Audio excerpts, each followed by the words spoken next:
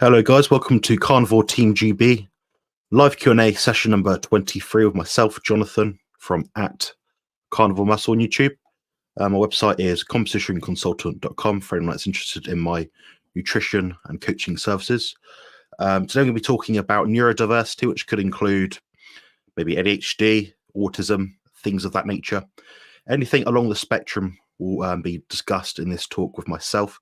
I'm joined today with my good friend Lee. I need to get on the screen somehow. There he is. How you doing? Yeah, not too bad, thanks, mate. Yeah, bit of a hurry there last minute. Keeping track of time. No worries. Yeah, we're just going to discuss the neurodiversity aspect today of the carnivore diet.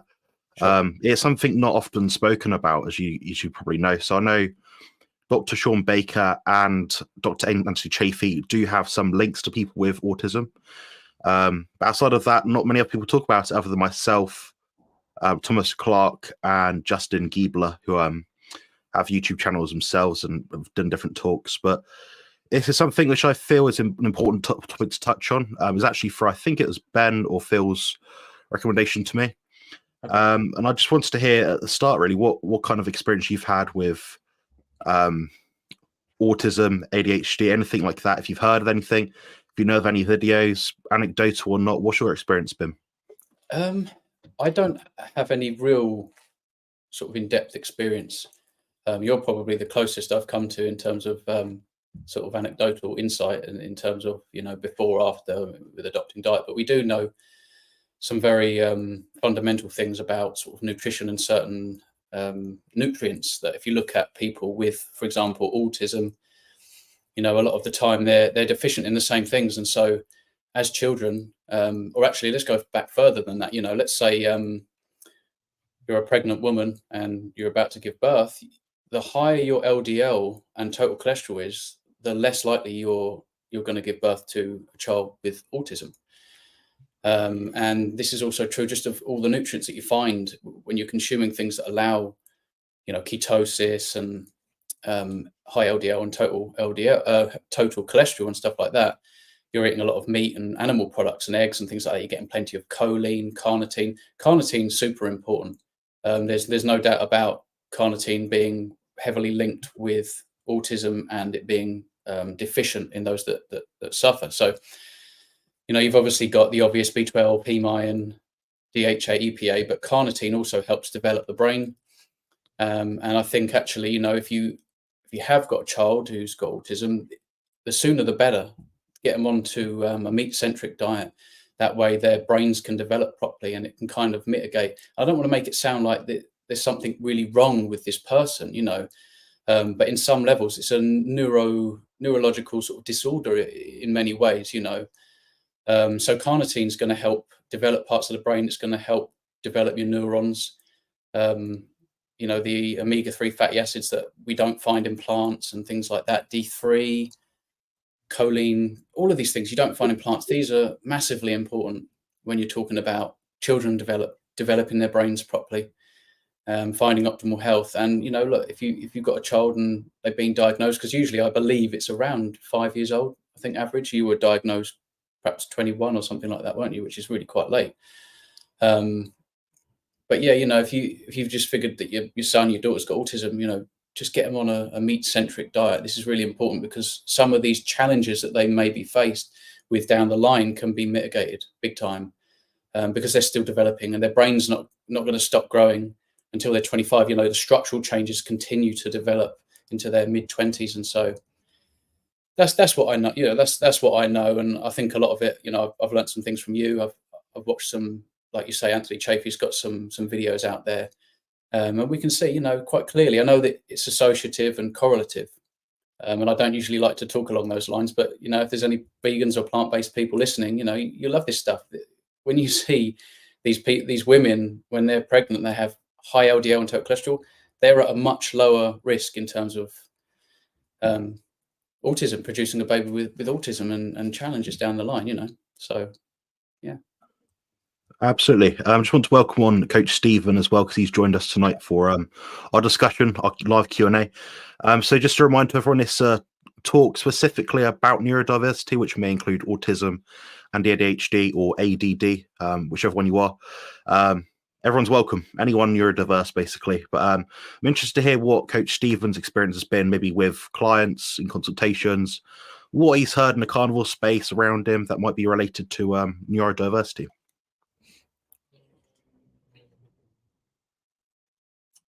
Oh, you're muted. The first thing is to not mute myself. That's the first thing you should do when you're talking. Yes, mental health. I noticed somebody asking about MS in the chat. Just brain function, brain fog. However you want to talk about this, I've come across it. I mean, when you've done it for 5 years, just carnivore on its own and keto before that, low carb before that, the mental health benefits of this way of eating is incredible. And the brain fog that goes with this way of eating is also something worth talking about. I know you want to get more specific, but just broadly speaking, mental health seems to improve time and time again. And whether that's down to systemic inflammation, whether that's localized inflammation, whether it's more energy to the brain, there is just so many different reasons. The bottom line is, I like the fact that it works. I mean, obviously, depression is another thing. People reversing bipolar 2. The list is endless. So that is my experience. I don't personally feel that I've had problems myself, and I feel a bit of a cheat talking about it. I much prefer people coming on who've lived it, survived it. But when you're coaching people, you are seeing them week in, week out. You know, you're getting messages every day, lots of questions, lots of interesting takes on how they're feeling. I mean, I always do a mood and food diary. I've somebody at the moment who's very anxious, 3-4 weeks ago.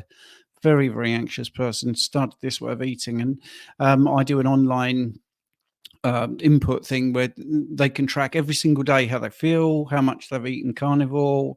And it's interesting because the more, well, it's now 100% to be honest, the more the carnivore food was going in, the mood just went from depressed, unable to sleep, low energy, which was the first 3 or 4 sort of reports. Then it got to neutral, and then it was really happy, sleeping well, energy is great. And I think that sort of data collection is really interesting for me, because problems with the mind is just so abstract for many people, but to be able to quantify it. And I think that's one of the things that I would say is the consistency of this way of eating and how much it takes the anxiety away in a number of ways is really helpful, because your levels of anxiety seem to decrease, but also you have less anxiety over what to eat, where to eat, food preparation, everything's simpler.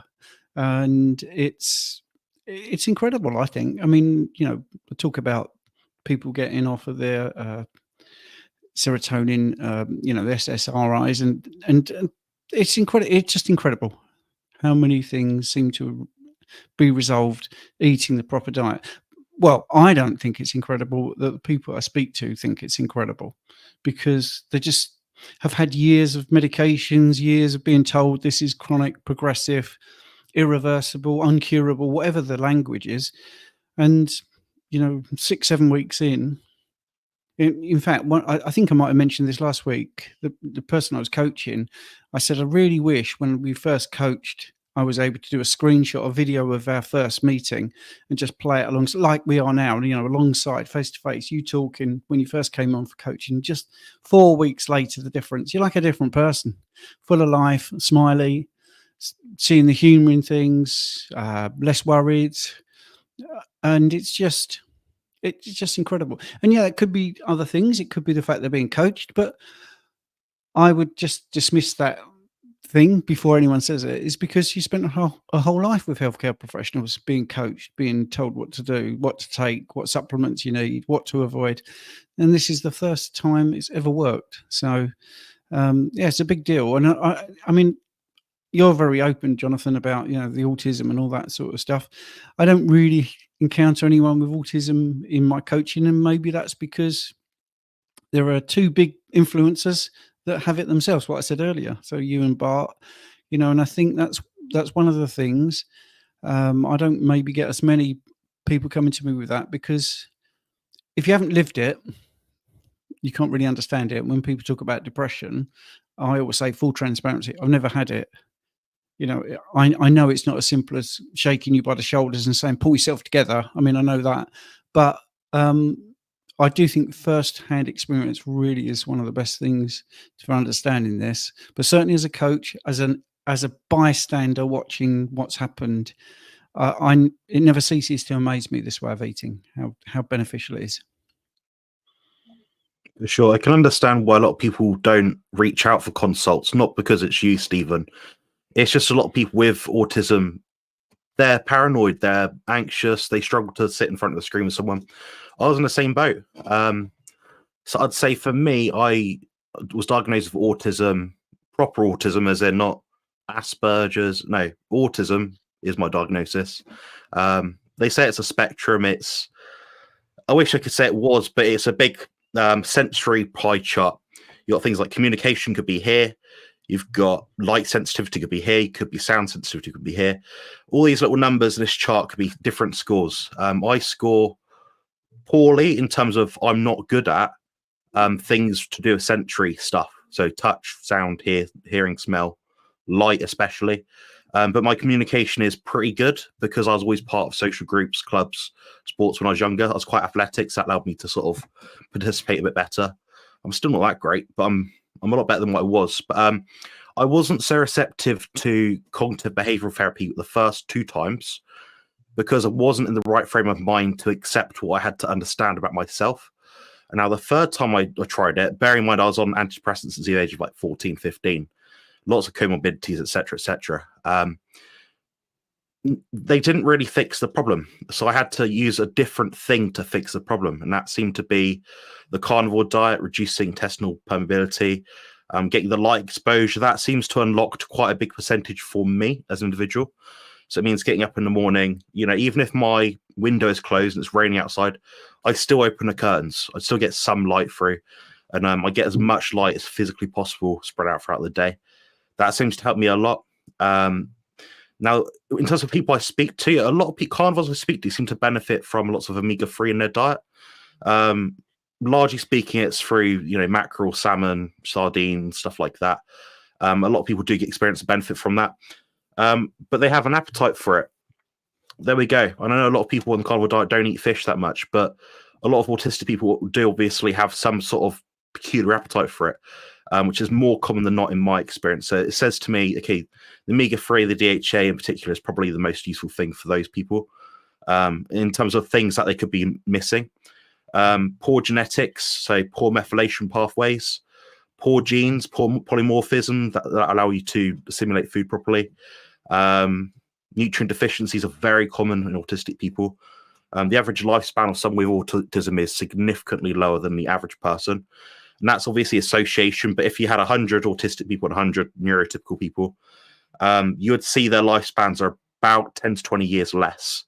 Obviously, part of that is suicide through, you know, depression, things like that. So other means which will obviously drop down the average longevity span, if that makes sense. But yeah, my experience has been collaborating with other people, understanding the carnivore diet, using other biohacks, and basically just trying to be a bit more perfect each day. So having a goal in mind. And obviously we're not perfect humans, but we can try to be better at different things each given day. So when I first started the carnivore diet, I was tracking everything. So I'd be like, okay, have I got the time of step count in a day? Have I done my time outside? Have I drunk enough water, sort of thing? Have I salted my food enough? Then I added things to it. So things start to mount up. I found the more I could tick things off, the better. So then I started saying, okay, I'm going to get my nutrition data up to, I don't know, my omega-3, for example, I'll get up to 3 grams per day through fish. Do different things like that. Just have little achievable goals, just with nutrition. And being more analytical, more hyper-focused has been really helpful for me. I manage myself very well. Pretty much every 15 minutes of my day is managed. I don't really allow myself deviation outside of that window. Trying to be well organized, planning ahead, and spend a lot of time retrospectively looking at situations as well. So that's been quite helpful for me alongside the carnivore diet. And one thing I want to bring attention to in this kind of discussion is that a lot of people will build up hate because they are autistic. And the thing is, you're going to live with it regardless of whether you're diagnosed at 5 or 21, 22, like I was.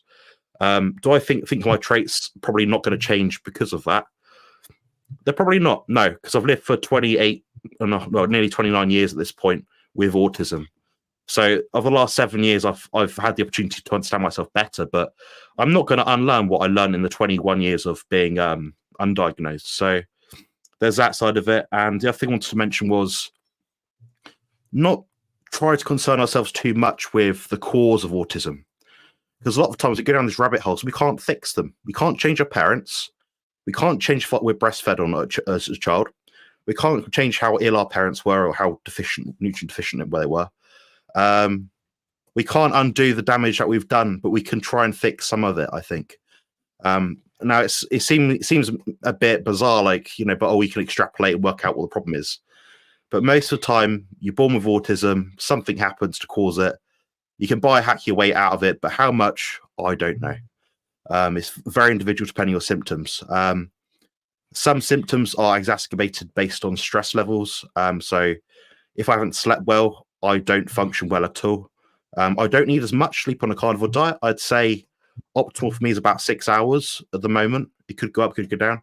If I need a nap, I take a nap. I don't try to force myself to do things I don't want to do. So although I work every day and I work out quite spread out, I try not to do lots of things in a short period of time because I know I'm going to get burnt out. So I try to manage my time that way, and it seems to be quite effective for me, but it's very individual. So people would get different results based on what they experience. But I'm going to quickly go through the chat. So I'm going to preferentiate the questions which are on neurodiversity as best as I can. Probably not very good at this one. If you're wondering why I'm sweating, guys, it's because I'm boiling hot. I've had a decaf coffee, which I think was caffeinated. And I'm also very sweaty because I'm burning for a lot of fat right now. I'm like 6% body fat or less. So it's painful sitting down that way. But yeah, we've got a question about MS and would carnivore diet be enough to manage it with no preventative treatment? There is one lady I know with this. Who is it, Stephen? You've interviewed her. Yeah, because you've got Emily Penton and you've also got Kevin Smith. They're both people I've interviewed with MS. Emily also had bipolar 2, and she's brilliant, by the way, if you're looking up anyone that you want some inspiration from. And Kevin Smith has a fascinating story. So for Diane, I think this would be particularly interesting because there's lots of images done when they're treating MS, when you do your sort of yearly checkup. And when Kevin went to the carnivore diet, and like I say, you can hear him firsthand. I've interviewed him twice because it's a fascinating journey and it just continually gets better. Sorry, I've done a digression there. But one of the things that was interesting was Kevin was saying the consultant got very cross because his lesions had reduced and actually almost disappeared over the period of time that he was carnivore. And instead of being inquisitive and interested in how this guy had gone from walking with a cane to being able to work out with kettlebells, quite a leap, the consultant was just cross, just didn't want to know. Literally got his images in a folder, smashed them on the table, as Kevin says, and said, this isn't supposed to happen. Now, that's what you're fighting in the mainstream. I'm not saying you've got to ignore anyone because you haven't, but I think you also can do your own research and realize that nutrition is going to play a big role, definitely. So when you look at something like MS and you're looking at the myelin sheaths around the nerves, neurological signaling, many different things like that, you need essential fatty acids. You need fats. That's the bottom line, and good quality fats, not trans fats. Not polyunsaturated fatty acids, but you need saturated fats in particular to make myelin sheaths. And once you're, I hate using this expression, but your pipe work, your cabling, or however you want to think of it, once that is insulated better, then you're going to start seeing results. And I think this is one of the good things. I mean, as simple as it might sound, but even getting rid of the water retention by taking the carbohydrates out of your diet is a big plus factor. So would the carnivore diet be enough to manage it with no preventative treatment? I would say possibly not, but it's giving you the best environment that you could possibly imagine to make it as manageable as possible and improve your situation as much as possible. Without knowing your situation, I don't know what treatment you are on or what you're talking about or whether it's a friend, but I'm going to go back to that same statement. Just make the environment as good as possible to make the symptoms as manageable or as to reduce the troublesome aspect of them. And this way of eating definitely helps. Definitely helps. Sure. Lee, what do you think in your experience? Honestly, I think Stephen's covered it really. I wouldn't really want to comment too much on your medications and things like that. All I will say is I've heard great things from quite a few people. Like, Coach Stevens just said, we're not supposed to be able to turn these things around, but I've just heard good things. So, I mean, I wouldn't want to suggest not taking your medication. You obviously want to seek perhaps a consult with somebody, go into more details with things there. But yeah, if you're adopting a carnivore diet, you're definitely on the right track. There's all the other lifestyle hacks as well, just getting back to our relationship with nature, grounding and sun and all that stuff. But yeah, they're right with the saturated fatty acids. They coat all your sheathing and that. So yeah, great stuff. Nice one. I'm going to go to the specifically the questions, and I'll go through and sweep around anything else which comes up at the end. But this person said, has anyone ever made an association with autism and toxoplasmosis or perhaps other parasitoids? Personally, no. And it's not something I'd look at worrying about.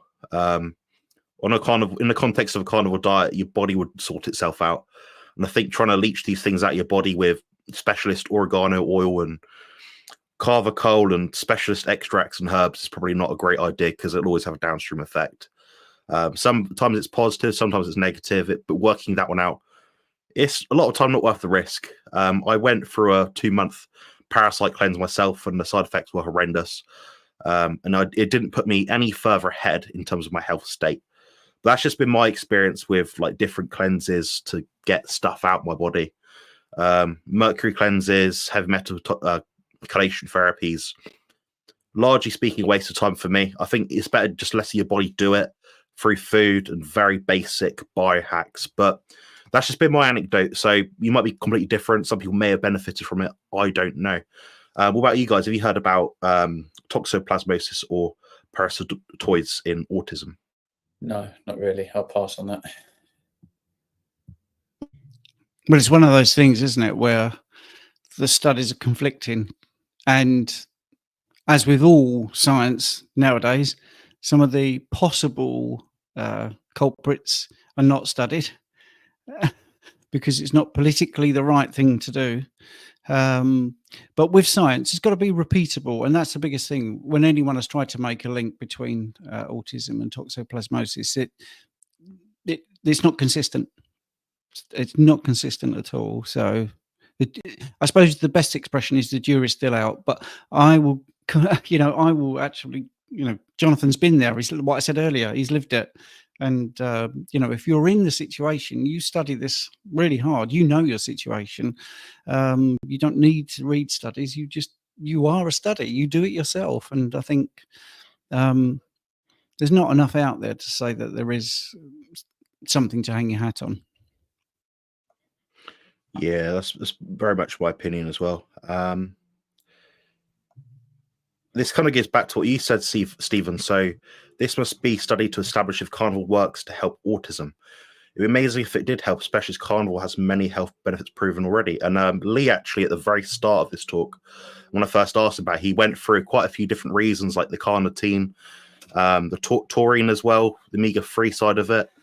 If you look at nutrient deficiencies amongst neurodivergent people, you'll see there's certain commonalities. You just iron, choline, carnitine, all the usual culprits, DHA. The same for a lot of people, but it seems to be more prolific in this kind of community. So that's probably what I would look at. It's all extrapolation, like Stephen says, I think. Does anyone have anything to add to that at all? Well, you've got the SAMe effect as well, which is, an enzyme that plays in a role with B12. But B12, in this way of eating, we get a load of it, and the production of the neurotransmitters such as dopamine and serotonin are absolutely reliant on B12 and this enzyme SAMe, so SAM little e. And I mean, it's a big thing that Richard talks about ever such a lot. So B12 plays quite a crucial role in the function of neurotransmissions, or the manufacture of neurotransmitters in the brain. So if you want to look at, is there a study? No, there isn't a study, except for real people trying it and getting what I would think is pretty good results. Like Bart Kay is pretty public about it. He's been carnivore for a long time. I interviewed him about autism on my channel. I'm sorry, I'm not trying to flog the channel. I'm just saying, it's out there. You can find information like this from people that have actually got autism and how carnivore has helped.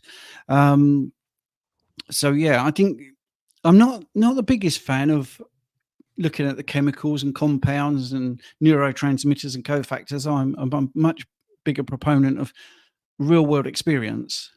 But it is interesting to understand what makes serotonin, what makes dopamine, and what you need to make that happen. And it's really quite coincidental that B12 is a big factor when you're looking at brain health, energy production, and how parts of the brain talk to other parts of the brain. Absolutely, yeah. I think there's lots of people we can collaborate with this sort of thing. I mean, a good person to speak to probably be Dr. Rachel Brown, I imagine. I've spoken to her a couple of times about this. Yeah, I just need to get her on at some point, but never mind. Chris Palmer's touched on this part as well. His work with brain energy deficiency. Yeah, all mental issues. Bipolar, depression, anxiety. He touches on autism. He's got some, numbers of adults that have, improved massively, and children can definitely improve big time. I've even got a couple of people that have sent me emails saying, I've been inspired to go carnivore.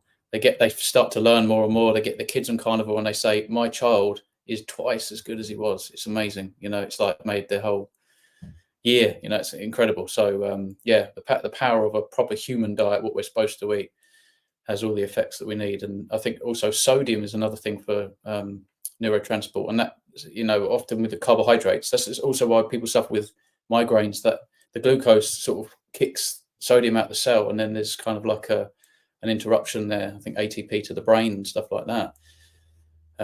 So it's all brain function, brain energy deficiencies and things that are getting in the way. And so obviously when you're not in ketosis as well, you're not getting those ketones that the brain loves. Ketones. I've cured my depression. It took 3 weeks, gone. I haven't been depressed since. And so and I've been on it for 20 months. So for over 20 months, I've been depression free. I'm pretty sure that's the definition of a cure. So yeah, I think I do need to make an updated autism video. I've been reading some new things recently because I made a few videos about it, but they just don't get many clicks, guys. And I want to make these videos because they will help people. If you type in autism carnivore diet, 5-10 videos come up. That's like quite relevant, I guess. But there should be more than that, really, because the people that really do need this help are people that I'm consulting with. I speak to them, I'm like, yeah, I wish I could put my understanding of diet and health hacks into your mind right now and just get you to run with like a program, like a control.x, run program sort of thing. Give them a month on it. I'll do the diet for them sort of thing. Just let it run in the background of their mind sort of thing. But it's tricky because the sugar addiction, the food industry is made to be tough. It's made to be unhackable. But people like us three have seemingly unhacked it a little bit. So not so bad. A question here which might be good for Stephen about essential tremors. I don't know much about this at all. Do you know anything about essential tremors and carnivore diets?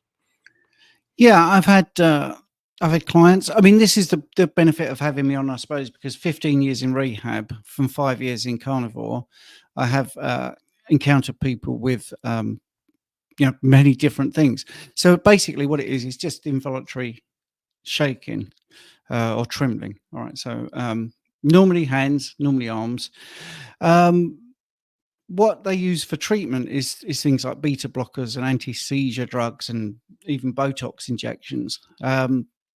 which has a minimal impact. And also with all medications, it seems that the more you use them, the less they work, unless the dosage is increased. So I'm not saying anyone to stop the medications or change the dosage or anything like that. It's just, what I've experienced firsthand when people have talked to me about it.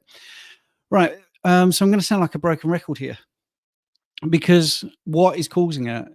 Well, the symptoms are the shaking, and we've got many possible reasons why that's happening. But you would talk about neurological messaging. You would talk about insulation of the neurons. You would talk about possible impingement. There's many things. Your spine, C3, C4, C5 keeps you alive. So you have nerves coming out of your cervical region, which go down your arm and into, So there's loads of things. I don't want to get too sciencey. So again, if you eat this way, you're going to reduce inflammation. That's one of the things that happens. You're also going to reduce water retention. Your fluid balance is going to be better, and your energy demands are going to be better. So I think there's sort of some more abstract things. For instance, many people report there's a lack of anxiety in their life. Now, this is people broadly speaking. Well, one of the things that brings on the shakes, the tremors, is anxiety, is stress. So if you go to the mainstream and they tell you, how do you manage this? One thing would be, well, manage your stress. So stimulants come out, some caffeine could be one of those things. So the question is from Patricia, curious if carnivore lifestyle could be beneficial to people with essential tremors. Yes. But there are other things, even if you're not carnivore, you could do. So you could look at your stress management. You can look at taking caffeine out. You can take stimulants out, get better sleep. That will absolutely help you. You can also look at movement and posture. There are so many things where your spine is, I've got a model. Hang on, I'll show you. So, if you've got a spine, which we all have, basically, these little yellow bits that you can see coming out of the spine, these represents the nerves coming out. And obviously there's structures all around that. Now, if you are inflamed in any way, there's going to be pressure on these. If your posture is poor, so if you're on your phone all the time, bending over, looking at your phone, you can imagine that these areas where these nerves are coming out are being compressed. All the structures around it are being compressed. So just put me back. Hang on. I'll be back. So yes, right.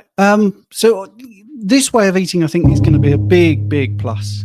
But there are things you can do which are nothing to do with diet, which can sort of help you. And I think, posture is one of those things. Reducing stress, definitely another thing. But you're going to go into the stratosphere with helping your situation with this way of eating. And yes, I've seen improvements with people eating this way. Yeah, can I just comment? How about you, Lee? Yeah, this is something that I never even really thought it was an issue. I didn't know about this essential tremors thing. I didn't realize, but I always had. If I just showed you my hands and just put my hands out like that, they would be just a little bit shake, just very small amounts of tremors.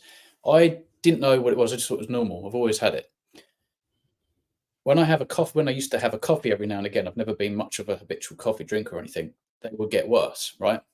Now, when I went carnivore, I actually cut everything out. BBBE, apart from beef, butter, bacon, and eggs. And I actually started drinking coffee just for the first 30 days, just to make it interesting. Because I thought, well, look, I don't know what this is going to be like. Maybe I'll add some interesting flavor. So I thought, I'll just start drinking coffee for some reason, right? That's what I did. Even when I was drinking coffee on BBBE, I had zero tremors. They just went. I hold out my hands. They are like a rock. Always. In the first thing in the morning, last thing at night, just dead steady all the time. And I was even drinking up to 3 coffees here and there over the first 30 days, no tremors whatsoever. And so for me, at least, it had to be something to do with sugar, carbohydrates, glucose, something like that, for me, at least. So, and I was doing an interview a little while ago, actually, the Carnivore Hunters, lovely couple of fellas, actually, and he brought it up, and that made me realize, yeah, that's something I failed to even mention on my channel, because it's just so minuscule. It didn't seem kind of very severe, whatever it was, or why I was doing it. But as soon as I went carnivore, they just went, even though I was drinking coffee daily, basically, for the first time in my life. no tremors whatsoever. And obviously I take the coffee out now and I'm always just steady as a rock, always. But yeah, definitely stress will increase that for sure. Well, did you know, guys, if you eat a large live toad first thing in the morning, you can feel confident the rest of the day will be easier. Nice. That took me by surprise. That must be one of yours, Lee. I don't know. We'll see. I don't know. All right, we'll get back to the proper bit now. Okay. Yes, I'm ADHD combined and suspected autism and have benefited from the carnivore diet so much. Brilliant. Would love to have you on for an interview, me, Lee, or Stephen. If there's anyone out there that is autistic that's listening to this and is happy to come on video, I'd imagine all of us would probably be happy to interview you. I certainly would. There's a question here about ketones and mental health. Lee, what do you think about this one? I might chime in a little bit at the end. I've got usually a mixed bag of opinions on this. Yeah, I think we're probably all going to have a similar opinion. We're all different. So some people thrive on slightly higher ketones. Some people thrive more where they call optimal range, or maybe even low grade. And obviously, if you're eating a pretty conventional carnivore diet, many of us are having one large meal or 2 meals with a lot of protein. You're not always going to be in really high ketosis, unless you're on more of a PKD diet where you're almost tracking the amounts of proteins that you're allowing to come in. And so even when you're eating, you're in low grade ketosis kind of thing. But for me, I mean, that was exactly what I believed. In the very beginning, I thought it's all to do with ketones. I've come out of this glucose metabolism. My brain is happy now. From all of the videos that I was diving into, I thought, and that was affirming it to me. Yeah, it's all about ketones. But I think there's probably, like Stephen said earlier, there's so much to it. There's so many different facets, and you've not just got ketosis, but you've got the nutrients that come with the foods that we're eating often when you're in nutritional ketosis, at least on a carnivore diet, an animal-based ketosis style of diet. Because you can be in ketosis on a plant-based diet. I wouldn't recommend that, though. So obviously it can't be just ketosis alone, because if you just ate avocados and macadamia nuts and seeds and things like that, you're going to achieve the same kind of thing, but not, being ultra deficient in nutrients. And so I think I wouldn't worry too much about ketones. You could play around with your fat and protein ratios, your meal frequencies and things like that, see how you feel. But I think if you're eating high quality animal fats and proteins, you're getting what your body needs, and I think it's going to function just fine. You may feel that you benefit more on sort of a deeper level of ketosis. I certainly felt a little bit euphoric when I did my 5-day fast, and after about 2 days, 3 and 4 and 5, I actually felt so good. I almost didn't want to break my fast, but I'd already kind of bought all this meat and made up my mind, and I thought, well, I don't know if it's healthy to go beyond 5 days, especially without a colon. I don't know how different that makes things, but see how you go, really, trial and error. What about you, Stephen? Oh, yeah. Well, we'll go back to the old obvious answers first. So improved energy metabolism of the brain. So you've got, even the mainstream say, alternative fuel source, but the brain can use and run on ketones. About 70% of the brain can quite easily run on ketones. And I interviewed Dr. Georgia Eade, and she was saying it prefers this mix of high levels of ketones to glucose. But it does a few other things. It helps with the modulation of the neurotransmitters. We spoke about the simple things like the insulation, but it does have ketones play a role in synthesis of things like GABA. So I think higher ketones for some people can be very beneficial. If you have high levels of ketones, you tend to have reduced levels of inflammation. So that is a plus. So I think a lot of the things about having higher levels of ketones, like Lee was just alluding to there, it's also in connection with the animal fats, animal proteins, amino acids, because you don't see so many results in the vegan world if they're doing a ketogenic diet, which is vegan. So there's a lot to be said for it. Ketones there seems to be studies that prove that it does reduce oxidative stress, and it helps also the gut-brain axis. So you've got quite a few pluses there, but nothing beats personal experience. So if imperfect. It's Lucy, is it? I think I can't read it from here. Anyway, right. Yes. If you've got a ketone meter and you're having mental health problems, I would actually experiment with trying to get yourself into ketosis and keep a ketone and mood diary and see if there is a correlation. And because you may be one of those people where it really does work. It's just a case of looking at the data and doing your own research on yourself, I think. For sure, yeah. Both of you guys brought some really good points. There's obvious mechanisms. I can see how, you know, it's anti-inflammatory, it's good for the brain, preferred source of energy, all that sort of stuff. It makes complete sense. My only objection to it is like with a lot of things, is it's almost like a proxy measurement for things which could be measured in a better way. So you have a ketone number. So you'd say that for someone on the carnivore diet, 0.5 to maybe 4 or 5, something like that. Depends where you're at, how much protein, how much fat you're eating. I feel good at about 1. I know people that feel good at 5. Then you got to work out, okay, was it a urine test, blood test, a breath ketone test? Is it that you're using more ketones and therefore your blood ketone level is lower? So then you've got all these other factors to come into it. Then if you're doing the same test every day, like Stephen said, so every morning you're doing a blood ketone test every morning, you start to notice these trends. Oh, I feel great today, and my ketones were this. Then you can draw something from it. You know, it's obviously helpful. So the macro, you know, the protein fat balance or the amount you're taking is obviously helping you a lot. But just understand that value might change over time. So you might become more fat adapted. Your stress levels might go up.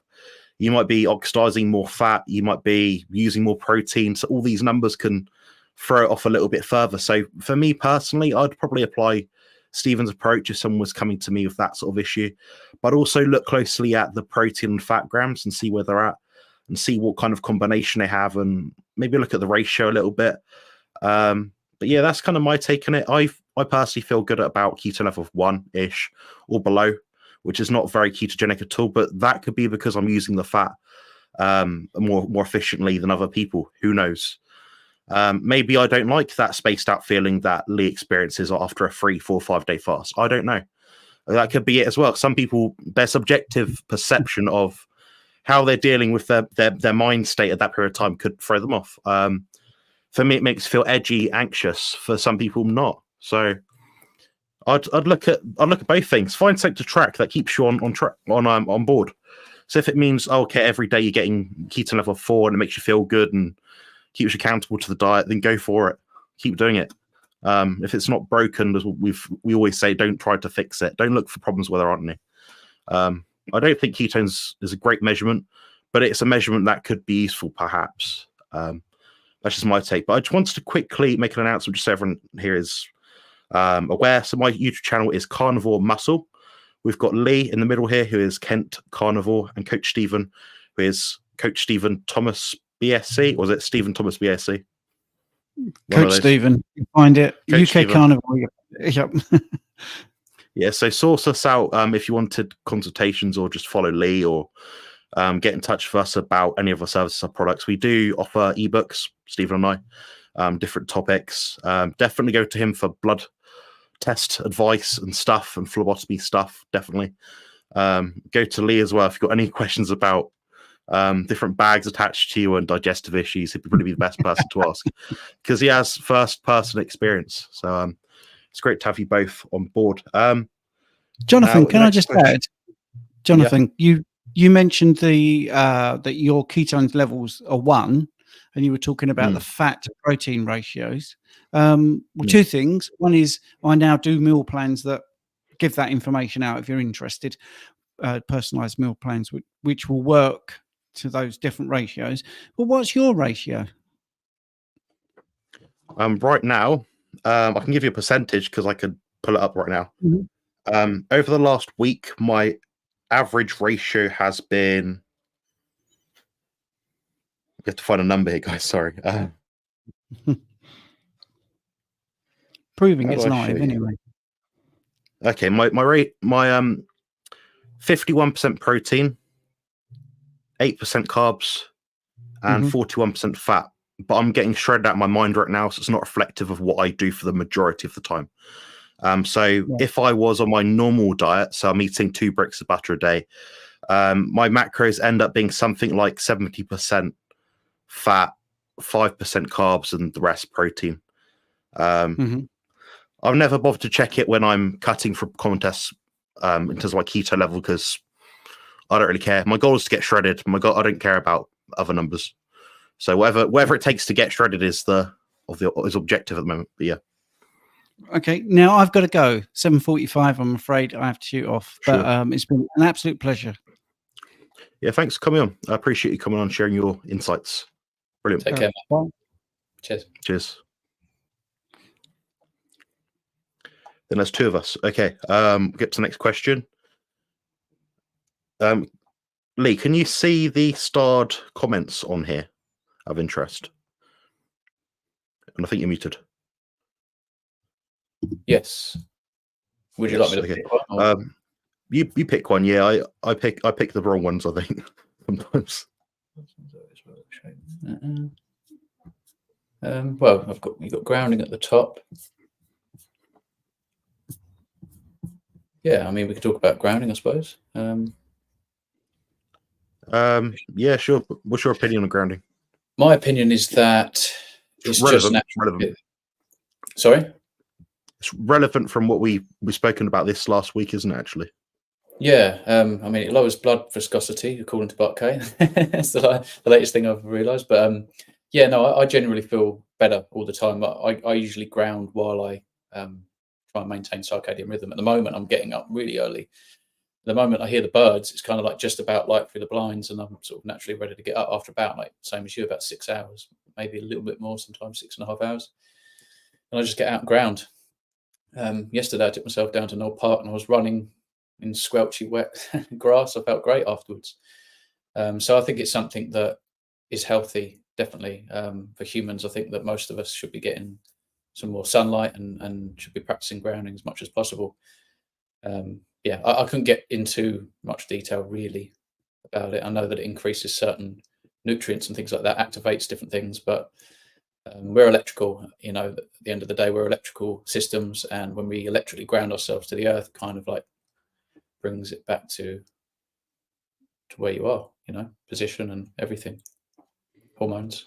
Yeah, mood. yeah, completely right. There seems to be some UV protective effect from grounding, or specifically earthing, which people don't often mention. So obviously when people say go outside, lie in the grass, it gives you like a symbiotic effect. So it's not like 1 + 1 = 2. It's like 1 + 1 = 3. Yeah. You know, it gives you like a cumulative kind of symbiotic effect. Yeah. Yeah, it reduces blood viscosity by a factor of 3 or 4, Right. which he said, and Which is huge. That's huge. which is a lot, really. Yeah. I mean, I'm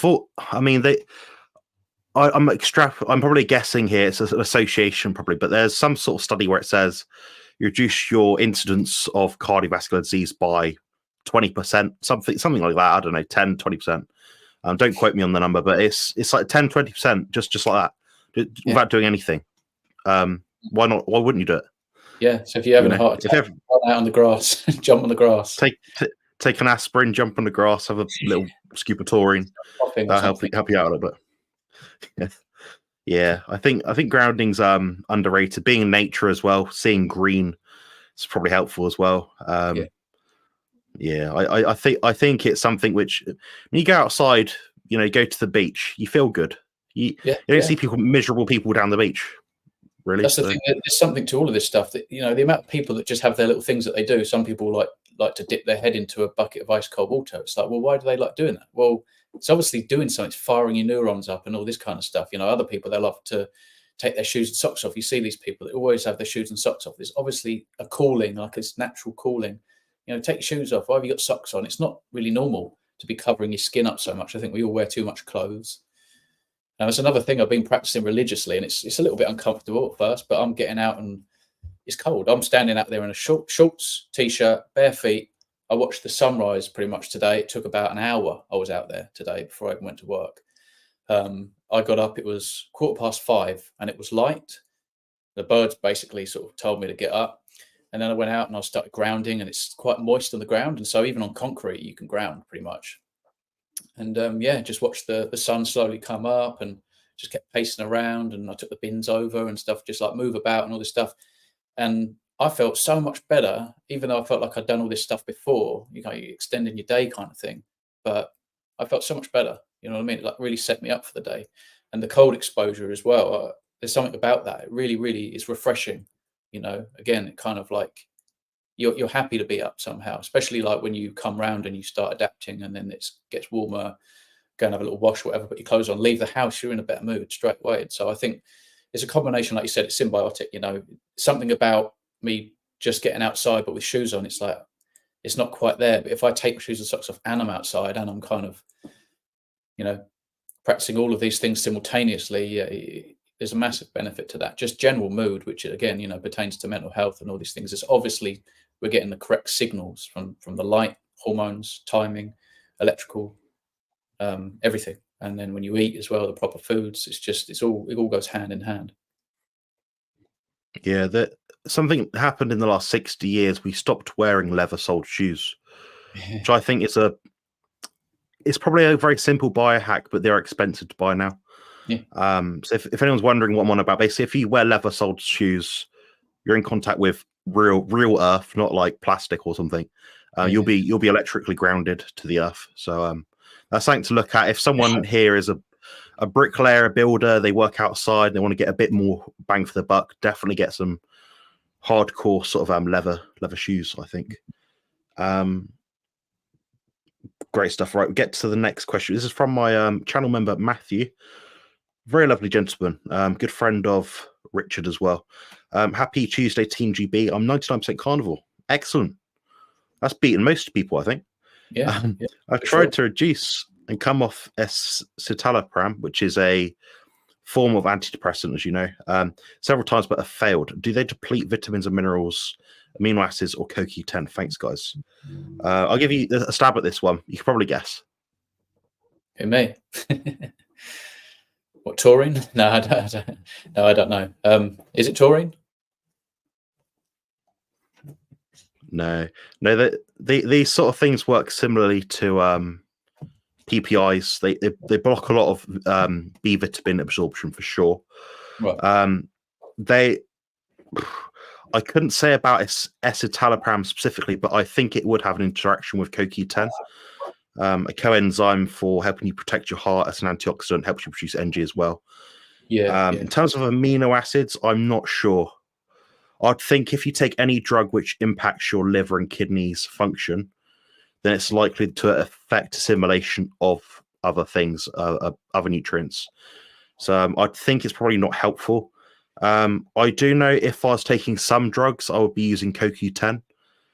If I was using PPIs, proton pump inhibitors, I'd certainly be using CoQ10. And I'd certainly, regardless of my diet, be using a B complex. That's respective of if you are on a carnivore diet or not. I'd still be taking a B complex because you're, in a way, it's supplemental because your body's losing something from a drug. So I'm not against supplements in that kind of circumstance personally. I wonder if it's sort of, in a sense, I wonder if it's kind of suppressing the hormone, because like the hormones perhaps not working because for other reasons, maybe sleep, diet, lifestyle, all this kind of stuff.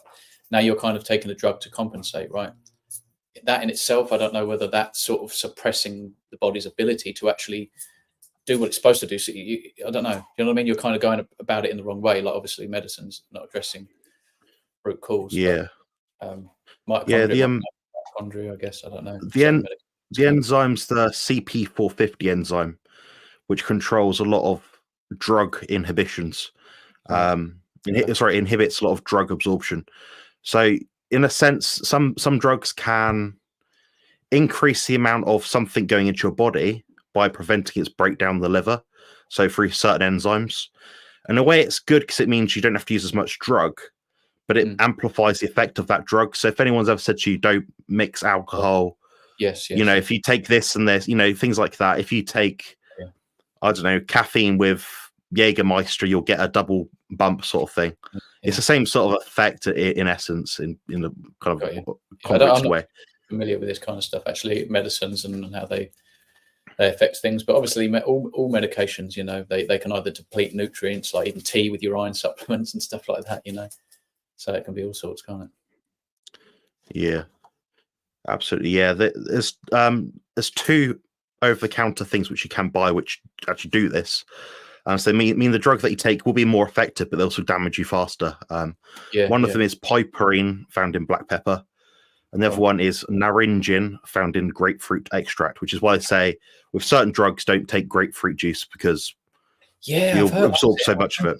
Yeah. I used to love grapefruit as well. That was like my favorite. I used to have like ruby, grapefruit, and blood orange fruit. Yeah. It's like the worst thing you can do, just fructose, isn't it, really? But yeah, no, I've heard about that grapefruit thing. Yeah. Yeah, double hit. That's a good question. Right, I'll pick a different question now.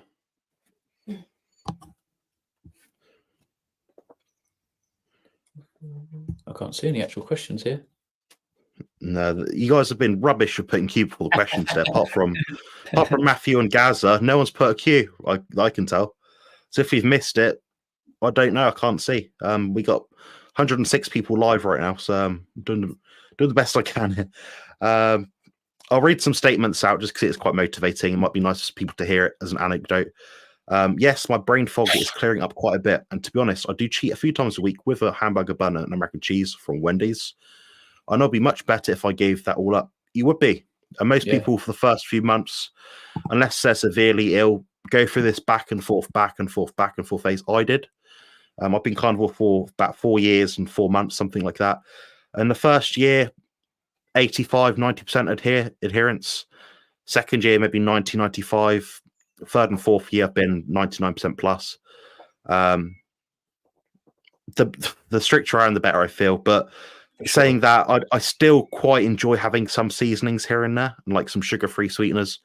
They don't mess me up. But if I was a bit more sensitive to them and had such a strong reaction to them, I'd obviously get rid of them. But for me, that 1% of suffering for 10% more taste, I could deal with. That's just my honest experience. You know, if I was anyone else that was seriously unwell, I've just been so strict for so long that I just seem to enjoy my steak. You don't know any different. Yeah. The last few days I've had nothing but beef, pretty much beef, a couple of raw egg yolks, salt.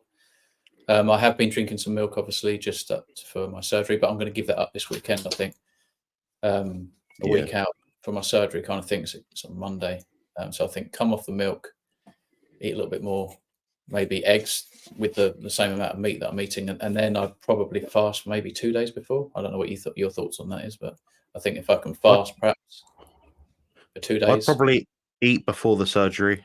Would you? Yeah. Fair play. Yeah, I think your partner agrees as well. Yeah, she does. Yeah, She does. Yeah. Eat before, you'll be miserable. You want to be in a state where your body's hydrated, you're fed. You don't want to go in there waking up thinking, "Oh, I'm groggy as hell. I've got all these drugs in my system." I felt like, because I've got to eat a lot of food. After my surgery, I ate I ate a boiled egg and a slice of toast, and that was it. That was all they gave me. And I'm like, give me salt, give me butter, give me eggs, cheese, anything. I don't care. I felt I didn't feel better after surgery until they started feeding me. Right. So I'd stay. I wouldn't stuff yourself, but I'd stay fed personally. What about that Ensure shake? No, that's not. It's not the NutriSip or Ensure shakes. That's actually what they give you, just a bottle of poison just before. Bottle of seed oil. Seed oil with vitamins that are like actually criminal. Like whatever oxide, magnesium oxide, everything that's going to bound up in your gut and give you more gut issues. Bloody hell. Yeah. Crazy. The healthiest thing at the hospital, guys, is probably actually the jelly, because at least got some collagen in it. Bit of sugar and collagen. I had last time butter. I've never enjoyed butter so much. Oh man, I should have filmed. Oh, I'm gonna be filming things this time. You know, last time it was like I just had this butter. I was like, oh my god, never enjoyed butter so much. Yeah, butter's good for your guts. There's a lot of fun research around it. I'm more convinced the average person will benefit from adding butter to their diet than not, personally. Apart from extreme circumstances, maybe. But yeah, we'll get back to some more questions. I have far less anxiety as well, less shakes, less panic attacks, more sleep, less joint pain. Brilliant. Win. Dr. Natasha McBride is a great reference for autism. Her books, Dietary Infections, are highly regarded. Very good. Yeah, and there's someone called Dr. Steph Seneth as well. You might have heard of Early. She's looking around the causes of autism. Okay. Yeah, and she's a slightly older lady. I don't want to say how old, maybe 60, 70, I don't know. But her name is Dr. Steph Senef. Okay. She looks a lot at glyphosate, pesticides, the food system, but links They it do towards correlate. mental health. Yeah, yeah. Yeah, she thinks, in her expert opinion, that most of it is because of glyphosate. I don't know, but she seems very thoroughly convinced. So Did she do a video with Sarah Pugh recently or not? Is that the one I'm thinking of? yeah, that's the one. Yeah, Is she yeah. British as well? No, I think she's American. Okay, okay. Yeah, I don't know her really personally, so I couldn't really. It's really difficult sometimes to pinpoint though, because so many things correlate, like like glyphosate and these estrogens that We've had a spray. load of crap the last 50 years, haven't we? Like Yeah. for like the 10, oxalate, seed oils, sugar, Seed oils, high right, fructrose yeah, corn seed syrup, oils, sure. trans fat, all these things, everything gets labeled nowadays. It's like, which one is it? I don't know. Yeah. Do a study and tell me. That's what I'd like.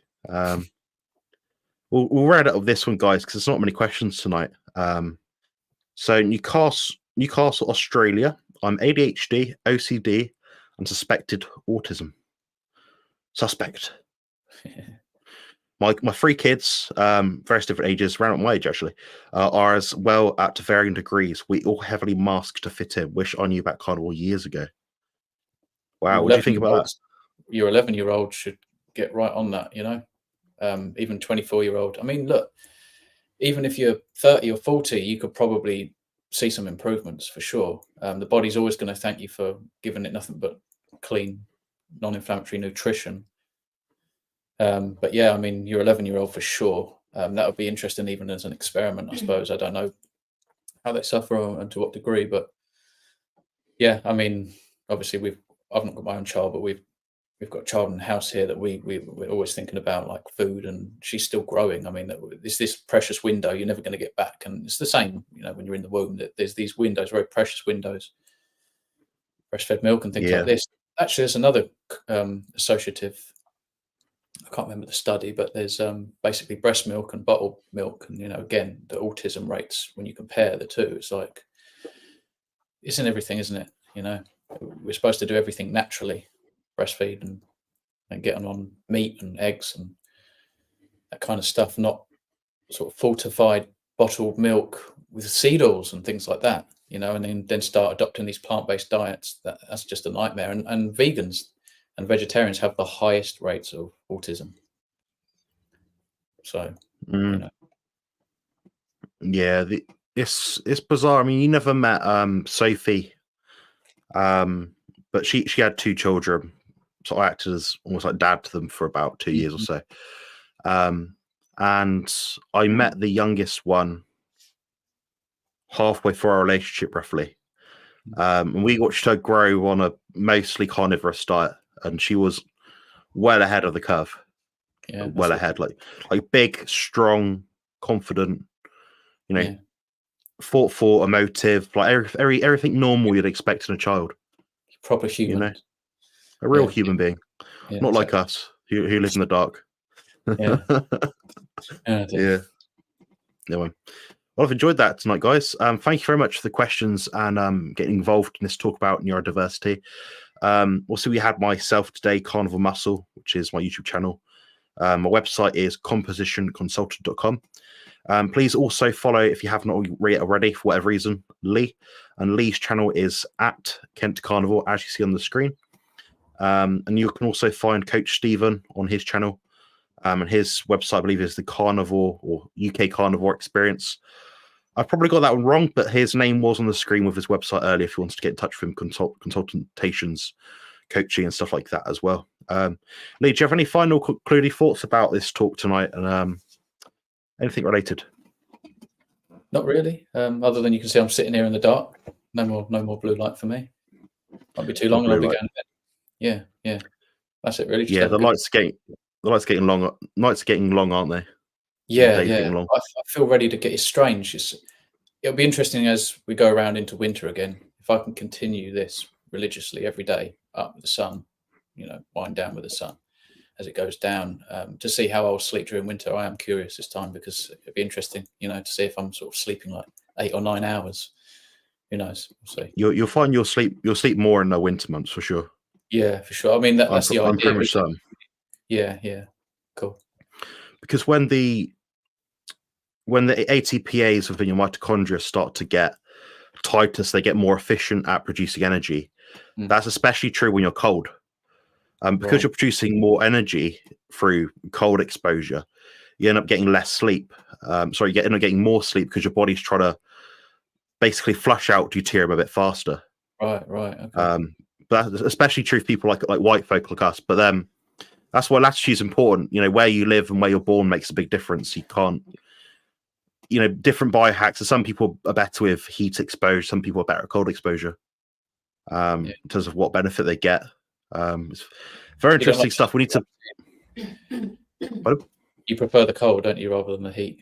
I love the cold. I sleep with. There's a fan right here, which is next to where I sleep. The window's always open. Yeah. I get a lot of fresh air. I sleep on top of the covers. Wow. Okay.